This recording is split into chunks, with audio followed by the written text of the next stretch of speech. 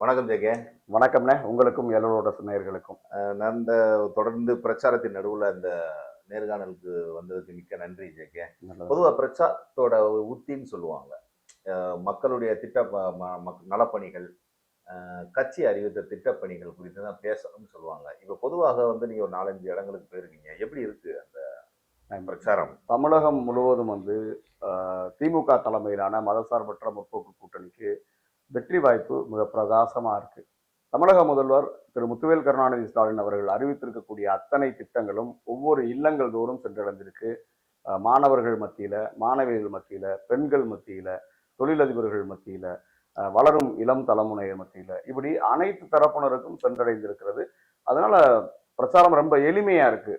பொதுமக்கள் மிக அன்போட வாஞ்சையோடு வரவேற்கிறார்கள். இப்ப பிரச்சாரத்தின் நடுவுல வந்து பாத்தீங்கன்னா பரப்பப்படுகிற வதந்தி குறித்து போன வீடியோல நம்ம பேசியிருந்தோம். குறிப்பாக திருப்பரங்குன்ற வேட்பாளர் கிருத்திகா தங்கபாண்டியன் அவர்கள் மீது. இப்ப அந்த பகுதியில வந்து பிரச்சாரம் செய்த காளியம்மாள் பேச்சாளர் அவர் நேற்று பார்த்திருப்பீங்க, காணொலி வந்திருந்தது. அவர் அந்த பகுதி சார்ந்த பிரச்சனைகளை பேசாம அவதூறுகளையும் பொய்யையும் திரும்ப திரும்ப மக்கள் மத்தியில பேசுறாங்கல்ல, அந்த பிரச்சாரத்தோட நோக்கம் என்னவா இருக்கும்னு நினைக்கிறீங்க? நாம் தமிழர்ல இருந்து தற்போது மிக குறுகிய காலத்திற்குள்ளாக ஏடிஎம்கேல இணைந்திருக்கக்கூடிய அக்கா காளியம்மாள் அவர்கள் மிகச்சிறந்த பேச்சாளர், மிகச்சிறந்த ஒரு போராளி. அந்த மீனவ மக்களுக்காக அந்த பகுதி சார்ந்த அந்த நிலப்பரப்பு சார்ந்த விஷயங்கள் அவருக்கு தெரியும். திருப்பரங்குன்றத்திற்கு அவர் வர்றப்ப இங்க லோக்கல்ல இருக்கக்கூடிய நிர்வாகிகள் எழுதி கொடுத்திருக்கக்கூடிய விஷயத்த உள்வாங்கிதான் அதை பேசி இருக்கிறாரே ஒழிய அவர் ஆள் மனதில் இருந்து நான் பேசினதா பார்க்கல.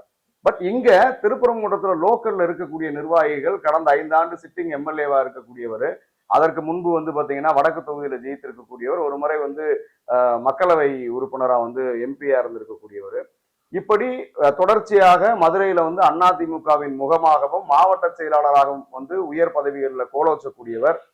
எடப்பாடி ஒற்றை தலைமை வேணும்னு சொல்லி வலியுறுத்தியவர். ஓபிஎஸ் வெளியேறுவதற்கு முக்கிய காரணமாக இருந்தவர். முக்குளத்தூர் சமுதாயத்திற்கு புதைத்தார், எடப்பாடி புதைத்தார்னா குழி தோன்றினதுல அண்ணன் திரு ராஜன் செல்லப்பா அவர்களுக்கு மிகப்பெரிய பங்கு இருக்கு.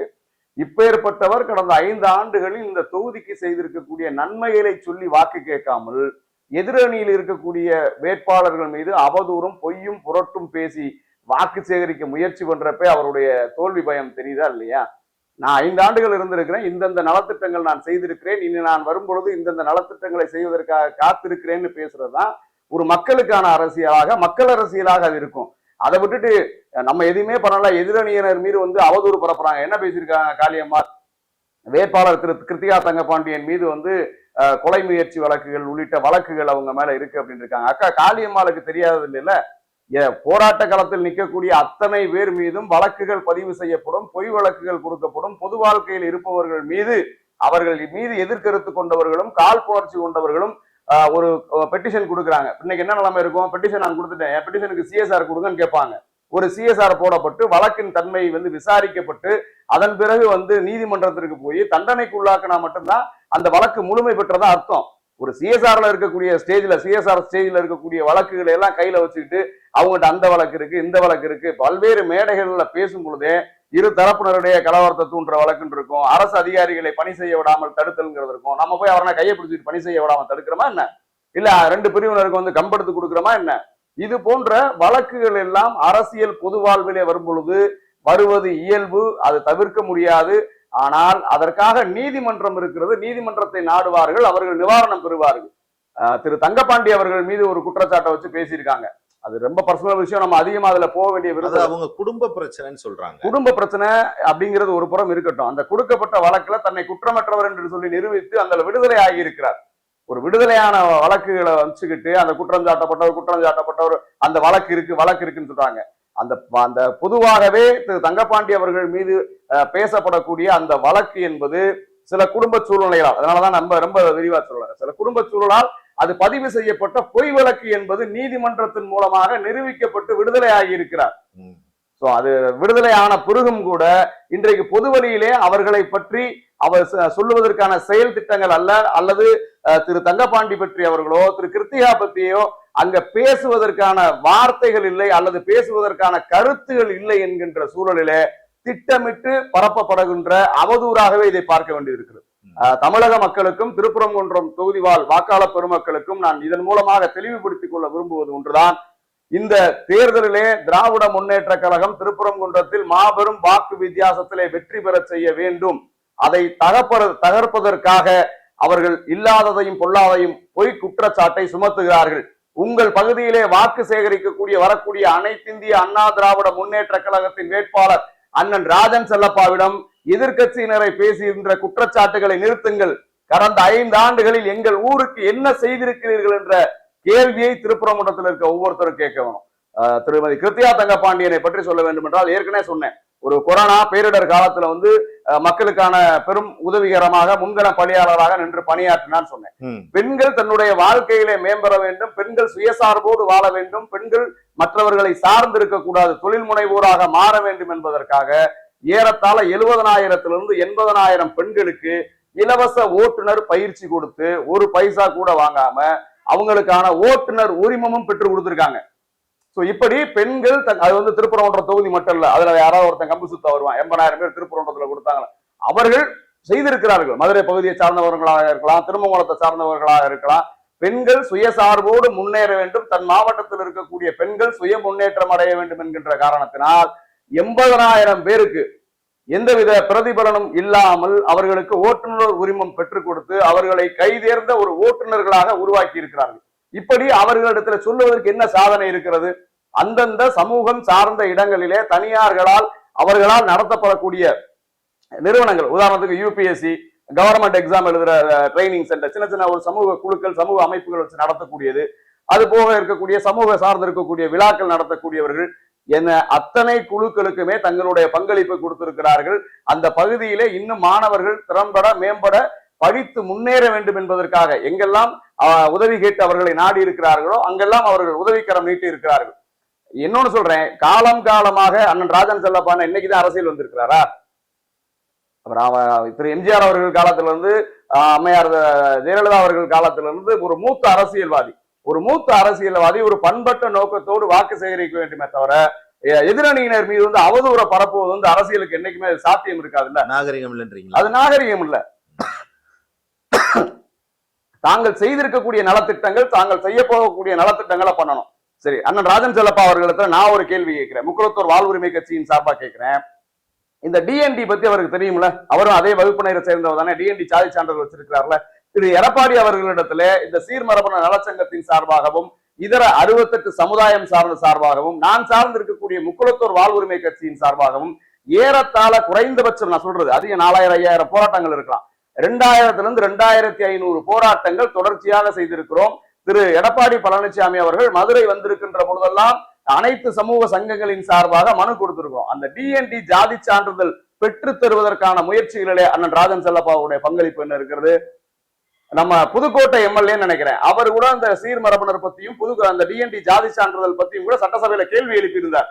இவரு இன்றைக்கு எதிர்கட்சி தலைவராக இருக்கக்கூடிய அன்றைய தமிழக முதல்வர் திரு எடப்பாடி பழனிசாமி அவர்களுக்கு மிக நெருக்கமானவர் தானே, இந்த சமூகம் பயன்பெறும் தானே. இந்த சமூகம் மட்டுமல்ல, இந்த சீர்மரபனர் பட்டியலில் இருக்கக்கூடிய 68 சமூகத்தை சார்ந்த சமூக மக்களும் அந்த டிஎன்டி ஜாதி சான்றிதழ் இருந்து அதனால் பலன் பெறுவார்கள் தானே. இந்த 68 சமூக மக்கள் பலன் பெறுவதற்கோ அந்த ஒரு டிஎன்சி என்று தவறாக மாற்றப்பட்டது. இதுவும் அனைத்து இந்திய அண்ணா திராவிட முன்னேற்ற கழகத்துடைய ஆட்சி காலத்துல 1979 ஐயா மூக்கையா தேவர் அவர்களுடைய மறைவுக்கு பிற்பாடுதான் இந்த மாற்றம் செய்யப்பட்டது. அந்த மாற்றம் செய்யப்பட்ட போது இவர்கள் எல்லாம் அன்றைக்கு கோலோச்சி அரசியல்வாதியாகத்தான் இருந்தார்கள். எப்படி இதை மாற்றப்பட்டது என்று எதிர்த்து கேட்டிருக்கிறாங்களா? இல்ல இந்த சமூகத்திற்கு பெற்று தருவோம் சொல்லி பெற்று தந்திருக்கிறாங்களா? இந்த சமூகத்தை அழித்தொழிக்க வேண்டும். ஏற்கனவே கல்வி பொருளாதாரத்திலே பின்தங்கி இருக்கக்கூடியவர்கள் இந்த சமூகத்தை சார்ந்தவர்கள், முக்குளத்தூர் சமுதாயத்தினர் இன்றைக்கும் பின்தங்கி தான் இருக்கிறாங்க. டிநோட்டிஃபை ட்ரைப் சொல்லி இருக்கிறாங்க. இந்த மக்கள் முன்னேற்றத்திற்காக கல்வியிலே ஏற்கனவே இடஒதுக்கீடு, கல்வி, வேலை வாய்ப்புல இந்த சமூக மக்கள் போட்டி போட்டு முன்னேற முடியாம இருக்காங்க. அப்படி இருக்கிறப்ப தன்னுடைய சுயலாபத்திற்காக எடப்பாடி தொகுதியிலே அந்த வன்னியர் சமூக மக்கள் வாக்கு வங்கி அதிகமாக இருக்கிறது, அந்த வாக்குகளை பெற்று வெற்றி பெற வேண்டும் என்கின்ற ஒரே நோக்கத்தோடு ஒரே காரணத்தோடு இந்த மக்களின் வயிற்றில் அடிக்கக்கூடிய 108 ஜாதி அந்த சமூக மக்களுடைய வகுத்தில் அடிக்கக்கூடிய அளவுக்கு 10.5% இடஒதுக்கீடு ஒரே சமூகத்திற்கு ஒதுக்கி கொடுத்தாரே இன்றைய எதிர்கட்சி தலைவர் அன்றைய முதல்வர் திரு எடப்பாடி பழனிசாமி. அதை எதிர்த்து அதிமுக குரல் கொடுத்திருக்கிறாரா? இல்ல இந்த பகுதியில இம்புட்டுக்கும் அந்த டிஎன்டி மக்கள் அதிகமா இருக்கிற பகுதியில தான் ராஜன் இந்த திருப்பரங்குன்ற பகுதி அதிகமாக பெரும்பான்மையாக டிஎன்டி சமூக மக்கள் இருக்காங்க. இந்த டிஎன்டி ஜாதி சான்றிதழ் பெற்றுத்தரல. இந்த டிஎன்டி சமூக மக்களுக்கு எதிராக 10.5% இடஒதுக்கீடு ஒதுக்குனப்ப அதற்கு குரல் கொடுக்கல. தொகுதியில் இருக்கக்கூடிய மக்களுக்கு தான் என்ன நன்மை செஞ்சேன் அப்படின்னு சொல்லி ஓட்டு கேட்கல. அவதூறுகளை மட்டுமே வச்சு ஓட்டு கேட்டுக்கிட்டு இருந்தா அது எப்படி சாத்தியமாகும், எப்படி ஜெயிக்க போறோம் நம்புறாருன்னு எனக்கு தெரியல. இப்ப நீங்க திருப்பரங்குன்றம் பகுதிகளில் நிறைய பகுதிகளில் நேற்று கூட பிரச்சாரத்துல இருந்தீங்க. நிச்சயமா முக்குளத்தூர் வாழ்வுரிமை கட்சி சார்பா நாங்க பிரச்சாரத்துல அப்ப நீங்க மக்களை சந்திக்கும் போது நடந்த குறைகள்லாம் என்ன சார்? சார் மக்கள் சொல்லக்கூடியது, இவர் இப்ப இந்த கடந்த 5 ஆண்டு தான் இருக்கிறாரு, எதிர்கட்சியா இருக்கிறார், கேட்டா இதை சொல்லி மலிப்பிக்கிறோம். நாங்க எதிர்கட்சியில இருந்தோம், நாங்க என்ன செய்ய முடியும், நாங்க ஆளுங்கட்சியா இருக்கிறப்ப நீங்க மாவட்ட செயலாளர், நீங்க தானே மாவட்ட செயலாளராக இருக்கிறப்ப நீங்க பேசி வாங்கி இருக்க முடியும் தானே. இந்த திருப்பரங்குன்றம் தொகுதியை தொடர்ச்சியாக நம்ம அந்த பகுதியில தேர்தல் களம் காண போகிறோம் தெரியும். உங்க கட்சி சார்ந்து இருக்கக்கூடியவர்கள் என்ன செஞ்சிருக்காங்க, அதிமுக சார்பா வந்து அங்க என்ன செய்யப்பட்டிருக்கிறதுங்கிற சொல்ல வேண்டியதானே, பட்டியலிட வேண்டியதானே. எல்லா மக்களுமே குறை சொல்லி கொண்டுதான் இருக்கிறார்கள். இன்றைக்கும் வந்து பாத்தீங்கன்னா திருமதி கிருத்திகா தங்கபாண்டியன் அவர்கள் வந்து மாவட்ட கவுன்சிலரா இருந்திருக்கிறாங்க. தெரு விளக்குகள் இல்லாத பகுதிகளிலே, ஊரின் மைய பகுதிகளில் தெருவிளக்குகள் இல்லாம இருந்த பல்வேறு கிராமங்களுக்காக ஐமாஸ் லைட் என்று சொல்லக்கூடிய அதை பயன்படுத்தியிருக்காங்க. தன்னுடைய மாவட்ட கவுன்சிலருக்கு ஒதுக்கப்படக்கூடிய நிதி அனைத்தையும் முழுமையாக அங்க பயன்படுத்தியிருக்காங்க. இப்படி படிப்படியாக வளரக்கூடியவர். இன்றைக்கும் சொல்றேன், மதுரை அன்னை அங்கேயர்க்கரசி மீனாட்சி ஆட்சி செய்கின்றவன். இந்த மண்ணிலே ஒரு பெண் வேட்பாளரை பற்றியும் பெண்ணின் குடும்பத்தை பற்றியும் இவ்வளவு அவதூறு பேச வேண்டிய அவசியம் என்ன? ஒரே ஒரு பெண் வேட்பாளர் என்பதற்காக அவரை நேருக்கு முரணாக வந்து எதிர்த்தும் தவறான கருத்துக்களை பிரச்சாரம் செய்வது ஏற்புடையது அல்ல. தாங்கள் செய்திருக்கக்கூடிய நன்மைகளை சொல்லி ஓட்டு கேட்கலாம். நம்ம சொன்னா அவர்கள் சொல்லியிருக்க குற்றச்சாட்டு அத்தனையும் பொய் என்று சொல்றோம். ஏற்கனவே திரு தங்கபாண்டியன் அவர்கள் மீது சொல்லக்கூடிய குற்றச்சாட்டு நீதிமன்றத்தால் விடுதலை செய்யப்பட்ட வழக்கு. இவர்கள் திருமதி கிருத்திகா அவர்கள் மீது போடப்பட்டிருக்கக்கூடிய வழக்கு காழ்ப்புணர்ச்சியின் காரணமாகவும் அவர்களுடைய வளர்ச்சியை பொறுக்காத அரசியல் எதிரிகளால் புனையப்பட்டிருக்கக்கூடிய வழக்கு. அது நீதிமன்றம் உரிய நீதிமன்றத்தை நாடி நிவாரணம் பெற போறோம். இப்ப மக்கள் மன்றத்துல நீங்க எடுத்து வைக்க வேண்டியது என்ன, நீங்கள் செய்திருக்கக்கூடிய பணி என்ன, செய்ய போற பணி என்ன. திருமதி கிருத்திகா அவர்கள் எங்க இடத்துலயும் சொல்றாரு, அவர் எங்க அப்பா வயசுல இருக்கிறாரு, எங்க அப்பாவை போன்ற ஒரு மூத்தவர், அவரோட அளவுக்கு நாங்கள் விமர்சனம் செய்ய விரும்பவில்லை என்று சொல்லி திராவிட முன்னேற்ற கழகம் கடந்த 5 ஆண்டுகளில் இந்த மக்களுக்கு செய்திருக்கக்கூடிய நன்மை என்ன? தற்போது 2026 சட்டமன்ற தேர்தலுக்கு திரு முத்துவேல் கருணாநிதி ஸ்டாலின் அவர்கள் வெளியிட்டிருக்கக்கூடிய தேர்தல் அறிக்கையில் என்னென்ன குறிப்பிடப்பட்டிருக்கிறது? திராவிட முன்னேற்ற கழகம் ஆட்சி மீண்டும் அமைந்தால் உங்களுக்கு என்னென்ன நன்மைகள் செய்ய முடியும்?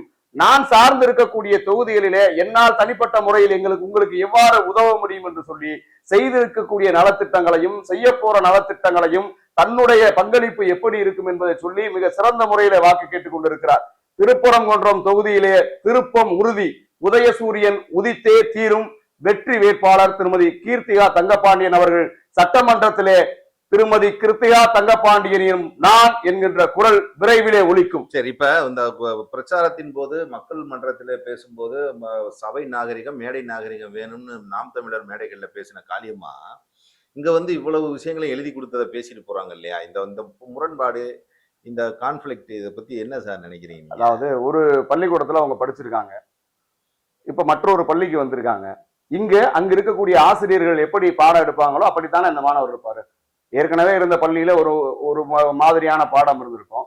இப்ப பள்ளி மாறி வந்து புது மாணவியாக அக்கா காளியம்மாள் அட்மிஷன் ஆயிருக்காங்க. அப்ப இந்த பள்ளிக்கூடத்துல என்ன சொல்லிக்கிட்டு கொடுக்குறாங்களோ அதை தானே அவங்க கத்துக்க முடியும், அதை ரிஃப்ளெக்ட் பண்ண முடியும். அப்படிதான் அதை பார்க்கணும் நம்ம. வருங்காலங்களில் அக்கா காளியம்மாள் அவர்கள் தன்னுடைய தரவுகளை எடுத்து மீண்டும் தன்னுடைய பேச்சை மாற்றிக்கொள்வார்கள், மிக நாகரிகமான விமர்சனத்துக்கு உட்படுவார்கள் என்று நம்புகிறேன். மேலும் வந்து அக்கா காளியம்மாளுக்கு நான் ஒன்ன நினைவூட்ட விரும்புறேன். தமிழகத்தையே உலுக்கி போட்ட மிகப்பெரிய பெண் பிள்ளைகளுக்கு எதிரான ஒரு நிகழ்வு நடந்தது எங்க? அதிமுக ஆட்சியில, பொள்ளாச்சியில. அதிமுகவினுடைய ஆட்சியினுடைய கொடூரத்துக்கு பொள்ளாச்சியே சாட்சியாக திகழ்ந்தது. அந்த பெண் பிள்ளைகளுடைய கதறல் இன்றைக்கும் நம்ம காதுல கேட்டுக்கிட்டு இருக்கு. ஏதோ வந்து போனாங்க, காதலிச்சதுல வந்து கருத்து முரண்பாடுன்னு சொல்லி வெளியேறல. ஒவ்வொரு பெண் பிள்ளைகளையும் திட்டமிட்டு இவர்கள் மயக்கி வலையிலே விழ வைத்து, அது வாய் சொல்றதுக்கு நான் கூசுது, அப்படி அத்தனை நபர்களும் பங்கெடுத்து அவர்களை பிராண்டி கொண்டிருந்தார்கள். அந்த பெண் பிள்ளையோட கதறல் உங்களுக்கு கேட்கலையா? காளியம்மா கேட்கலையா? சரி, அடுத்து வந்து இவர்கள் மீது கொலை வழக்கு இருக்கிறது, குற்ற வழக்கு இருக்கிறது என்று சொல்லுகிறார்கள். உங்களுடைய முதல்வர் வேட்பாளர், இன்றைக்கு எதிர்க்கட்சி தலைவர் திரு எடப்பாடி பழனிசாமி அவர்கள் மீது கொடநாடு வழக்கு இருந்துச்சா இல்லையா? உங்களுடைய அனைத்து இந்திய அண்ணா திராவிட முன்னேற்ற கழகத்தினுடைய பொதுச் செயலாளர், இரும்பு பெண்மணி என்று அதிமுக காரங்களால் அழைக்கக்கூடிய திருமதி செல்வி ஜெயலலிதா அவர்கள் வாழ்ந்த அந்த கொடநாட்டுடைய மர்மம் என்னன்றதாக்கா காளியம்மாள் பேசுவாங்களா? அதே போல உங்கள்கிட்ட இருக்கக்கூடிய அந்த பொள்ளாச்சி சம்பவத்துல சம்பந்தப்பட்ட அந்த பார நாகராஜன் இன்னும் உள்ளிட்ட அந்த குற்றவாளிகள் தண்டிக்கப்பட்டது, அல்லது அந்த குற்றவாளிகளுக்கு ஆதரவாக இருந்தார்கள் என்று சொல்லி அன்றைக்கு பொதுவெளியிலே பத்திரிகையிலே வரப்பட்ட நபர்கள் குறித்தெல்லாம் பொதுவெளியில விவாதிக்கலாமா? இங்கு சொல்லப்பட்டிருக்கக்கூடிய குற்றச்சாட்டு பொய் குற்றச்சாட்டு என்று நீதிமன்றத்தில் நிறுவனம் செய்து அவர் விடுதலை ஆகியிருக்கிறார். ஆனால் அந்த பொள்ளாச்சியினுடைய குற்றச்சாட்டு என்ன குற்றச்சாட்டு? அது தெரியாம நடந்த சம்பவமா? திட்டமிட்டு ஒரு பெண் பிள்ளைகளை ஒரு ஈசல் விட்டில் பூச்சி போல வலையிலே விழ வைத்து அவர்களை துன்புறுத்தி இன்பம் கண்டவர்கள் எல்லாம் வெளியில திரிகிறாங்கல்ல, அது உங்க ஆட்சியில நடக்கலையா? அப்புறம் ஸ்டெர்லைட் துப்பாக்கி சூடு, அக்கா காளியக்கம்மா வந்து பல்வேறு மேடைகள்ல அவங்களே பேசியிருக்காங்க. ஸ்டெர்லைட் துப்பாக்கி சூடுல என்ன நடந்துச்சுன்றது உங்களுக்கு தெரியும்ல. அவர் வந்து எப்படி அதை பிரசன்ட் பண்ணாரு, எப்படி அதை வெளி உலகுக்கு சொன்னாரு, நான் டிவியில பார்த்து தான் தெரிஞ்சுக்கிட்டேன்னு சொன்னார்ல, அதை நம்ம பேசலாமா? அதிமுகல என்ன நன்மை செஞ்சிருக்காங்கன்னு பேசுங்கக்கா. உங்க மேல வந்து ஒரு நல்ல ரெஸ்பெக்ட் இருக்கு, நல்ல மரியாதை இருக்கு. நீங்க ஒரு மிகச்சிறந்த சமூக செயல்பாட்டாளர், சமூக திறனாய்வாளர், அடித்தட்டு மக்களுக்காக, விளிம்பு நிலை மக்களுக்காக போராடக்கூடியவர்கள். நீங்க அதிமுக சேர்ந்துட்டீங்க அப்படிங்கறதுக்காக உங்களுடைய நற்பண்புகளை மாத்திக்காதீங்கன்றதான் என்னுடைய பணிவான வேண்டுகோள். நன்றி.